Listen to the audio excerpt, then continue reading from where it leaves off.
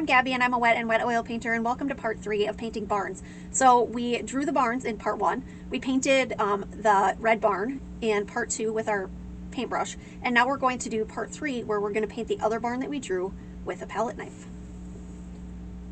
So I'm going to bring you guys in closer to our beautiful little barn here. We can get really up close and personal with it. And we're going to use palette knives. So I have a variety of different palette knives. My favorite palette knife though is shaped like that, okay? And I like it because these are really good at scraping. So I've sort of become very good at using them for doing other things. Other shapes of knives absolutely will work. And I have a pile of different knives, but I'm going to stick with this. So before we paint this with a palette knife, we're going to do some sort of undercoloring really quick. And I'm going to keep going with the light coming from this direction. So on our other barn, I have the front highlighted, but it's facing this way. So we're going to keep our light coming from the same direction. That way, if I decide later on to, which is what I'm thinking about doing, is actually taking my cutter and I'll cut this off and I'll make like 2 long pictures out of this. I can do that if I keep my light coming from the same direction. Now, if I wanted to change it, I could make mini pictures and I could cut this up. That, or I can keep this as an example for teaching, or I can completely paint over it. But I'm thinking I might do the first idea. So I'm going to take ultramarine blue, and I'm going to thin it down. There's a little bit of white on my brush as well. And I have my light coming from this way, so this is going to be the darker part. So I'm just going to go over this area. And as I've said before, detail is definitely up to you, how much or how little detail you want. And barns they have doors, they have windows, they have weather vanes, they have a bunch of different stuff. And you can do all or none of those things depending on how detailed you want your barn to look. It's up to you. If you haven't watched part 1, especially of this, go back and watch part 1. Part 2, I talk a little bit about the concept of doing this underpainting, but I really like it, especially for doing buildings. We're going to come back in and we're going to wipe that off so that we have a shaded surface that we can sort of work with.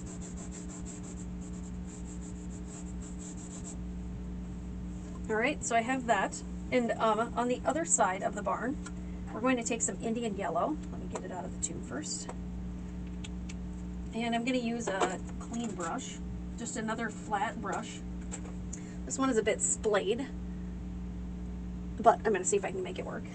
So I'm going to put the Indian yellow on that brush. And the paint will a lot of times bind together the bristles. So I have it sort of bound up. It's a little bit better. Grab a little bit of paint thinner. Indian yellow is naturally a transparent color anyway, so we don't have to have it too thin, but we want to be able to, basically take it off as much as we want to, and we don't want this to be too painty. Keep this as simple as we can. There we go. Grab some paper towel.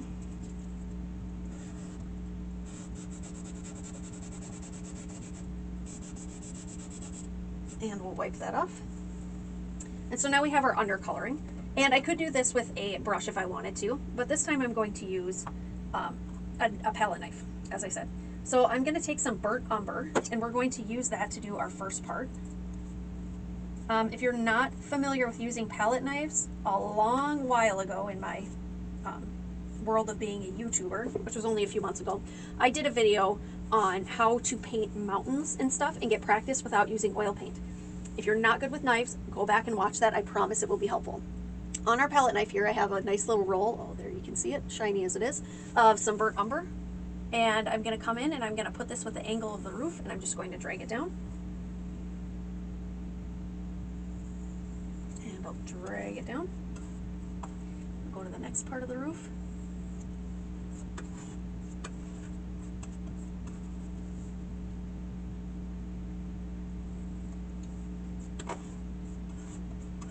Then I'm going to turn my knife around and I'm going to come up. Knives are tricky. Like I said, go back and check out that other video that I did about using palette knives. It's about making mountains, but it is helpful for the general concept of using palette knives. If you're really good with a palette knife one direction, but turning your hand and going the other direction just doesn't work for you, what you can do is you can take your whole piece of canvas and you can flip it upside down. At least until you get better at it. But sometimes when you have to come from different directions, it's almost like painting with a different hand. Okay, so now we have our burnt umber on there. If I wanted to, I could sort of do some scraping. Sorry, I know the sound is probably maddening. I'll get through this quickly.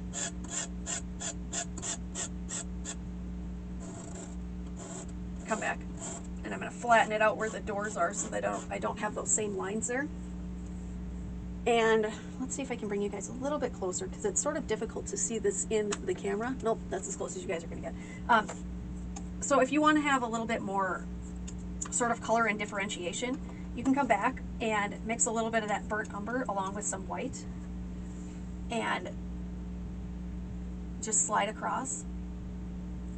This is something Bob Ross does a lot with his buildings, and I think Bill Alexander did a lot of it too. I always find it tricky to sort of stay in the confines of the barn or the building, whatever it is, and get your knife to sort of go the right direction. I've always sort of had a challenge with that. Okay, so I'm going to come over here and I'm going to scrape out where the doors go again. Because again, I don't want them to be having the same texture as the other part, otherwise it'll look like one big piece of wood. I'm going to come back, get some of this brown out of my way, with some white. And you don't have to do white trim. I like doing white trim on my barns. It makes it stand out. And we're just going to tap those little bits on there. Cross, cross, and up and down. And voila, we have a door. Again, you could spend a lot of time. You could do this with a liner brush. You could do a lot of different things, but you don't have to. I guess that's sort of the point of this. Come in, put our loft door in.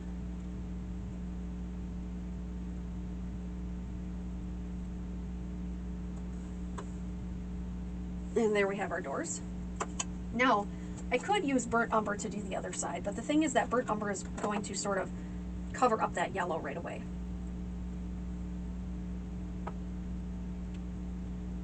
You could, by the way, I didn't mention this, but you could take some of that burnt umber and mix it with that blue and get it on your knife. And you could go back over and lay down some more shadowed colors if you'd like to.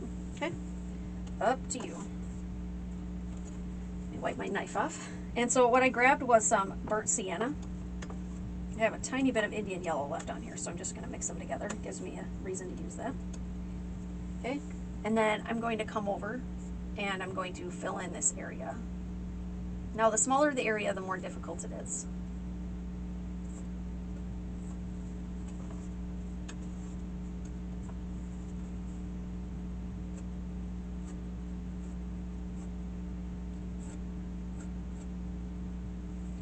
And then, of course, the tricky angle. And again, it's almost like trying to paint left-handed doing that. And then you can come back through. Sorry, terrible sound. I personally hate anything that sounds like sandpaper, so. Again, you could put windows, you could put weather vanes, you could put all sorts of different stuff. By doing that burnt umber on one side and doing the burnt sienna on the other side, you really do give it the contrast it needs. All right, let's do the roof. I have sort of a menagerie of colors going on my palette, so I'm just going to sort of bring some of those together.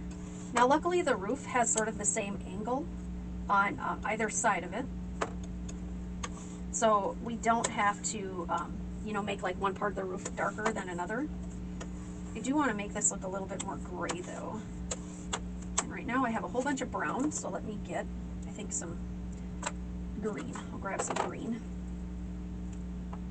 If you're not good at making browns, by the way, just play around with a little bit of paint. You don't need big globs of paint to sort of create these other colors to get a grasp on them.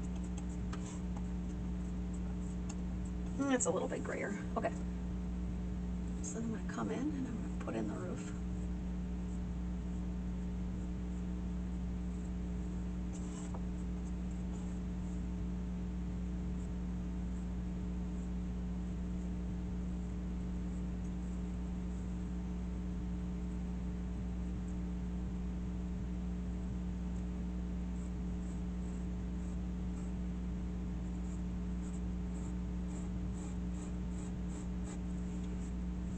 And that's sort of the roof.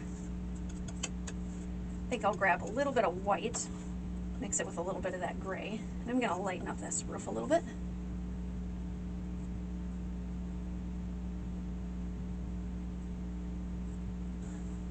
There we go. Again, I'm not going for perfection on this. I've done better barns probably in my sleep than this, but that's okay. It doesn't have to be perfect. It's more the concept of it. The nice thing about doing, I can't show you guys right now, I'll show you guys before we leave.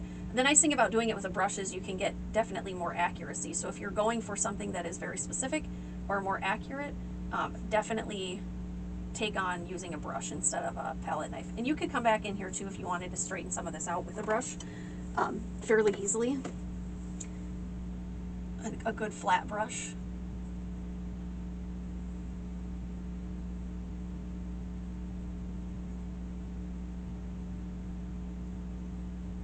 A lot of times when I do buildings, it'll end up being sort of a combination of both brushes and palette knives. It really varies. Okay. But just like that, you can sort of clean it up. I'm going to save the last barn system that we're going to do, which is not drawing it out and just using a palette knife, for the next video, so this doesn't get to be too long. So that's it for episode 3. We'll move on to episode 4. Questions, comments, you guys can put them in the comment section of the video. I'm going to back this up so that I can just show you guys a little bit more about what I meant about barns in general. It's easier to make them look cleaner and neater with a brush than it is to do it with a palette knife, but the rusticness of this kind of makes it fun too. Anyways, thanks for watching. Like, share, subscribe if you could. That'd be great. I'm Gabby. Until next time, I really, really, really do hope that you guys fall in love with oil painting just as much as I have. Bye, guys.